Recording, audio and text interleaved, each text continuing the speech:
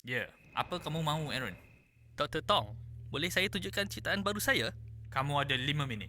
Okey, kita semua tahu tenaga pekerja merupakan satu sumber yang sentiasa berubah mengikut faktor emosi, kesihatan dan semangat. Bayangkan kalau kita boleh lenyapkan semua faktor tu. Maksudnya? Biar saya tunjuk. Bob, tolong kemaskan. Kau buat lawak ke? Seperti yang dijangka. Hello?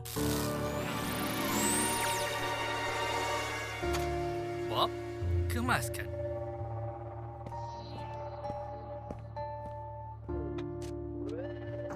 Berhenti. Duduk. Salam. Bagus. Balik ke tempat kamu.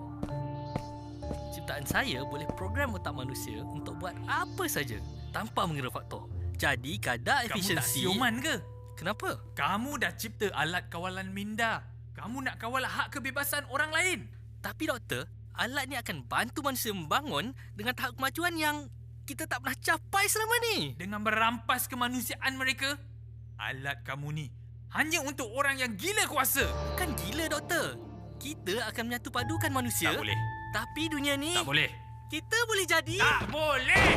Apa yang kamu tak faham-faham lagi? Kamu dah melampau. Kita saintis. Kita kena bertanggungjawab. Betul. Dan jadi tanggungjawab kita untuk majukan spesies manusia. Cukup! Baik kamu berambus sekarang sebelum saya pecat kamu. Apa? Jangan buang masa saya dengan idea merepek kamu lagi. Bob, bawa dia pergi. Nampaknya doktor dah menjadi sebahagian dari penghalang kemajuan. Bob, kamu tak dengar ke? Apa kamu nak buat? Percepatkan kemajuan, doktor. Jangan!